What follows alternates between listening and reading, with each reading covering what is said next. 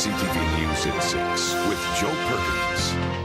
And the problems are not just on the roads. The sudden change in weather is being blamed for thousands of power outages in the capital region over the past couple of days. As of Saturday, there were a total of 17 long-term outages in Greater Victoria, with the largest blackout affecting about 7,000 BC Hydro customers in the Jubilee and Fernwood neighborhoods.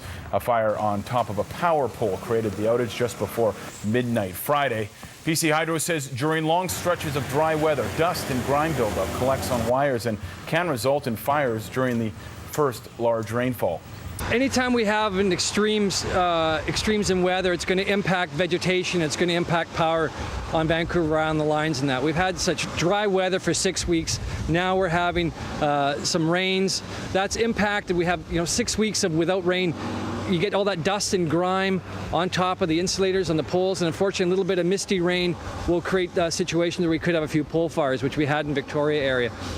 As of this afternoon, the power outage was down to about 300 customers. Those were people in the Port Alberni area. To some other news now. Home will have to wait a little longer for a handful of tenants after an Esquimalt apartment building went up in flames yesterday. No one was allowed to spend last night in the Royal Acadia building on Craigflower Road after a fire ripped through the top floor of the building. The cause of the fire has not been released, but firefighters are investigating the possibility of a dropped cigarette. Today, most of the tenants were allowed back into the building, except for tenants who live on the top floor, the fourth floor. That's where the extensive smoke and water damage hit the building, leaving many of the suites unlivable. Yesterday, Emergency Social Services stepped in for support. Tenants unable to return home will remain in a hotel overnight. Well, the debate over what to do about cyberbullying will head to Ottawa tomorrow. Lawmakers will consider a private member's bill that hopes to lay the groundwork for a national bullying prevention strategy. It's the latest after the death of Amanda Todd, the 15-year-old who killed herself after being bullied in school as well as online. Canada does not currently have a national bullying prevention strategy, but NDP MP Dany Morin plans to introduce the bill tomorrow. Now, it aims to build an all-party committee of MPs to look at bullying in Canada and ways to bring it to an end. Morin says the bill will not seek the criminalization of bullying.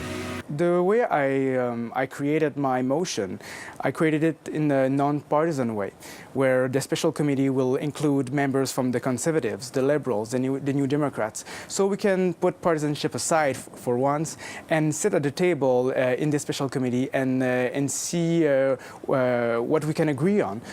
On Wednesday, Amanda Todd's body was found in her Port Coquitlam home. In September, Todd posted a video on YouTube describing her pain and suffering as a longtime victim of bullying, much of it online.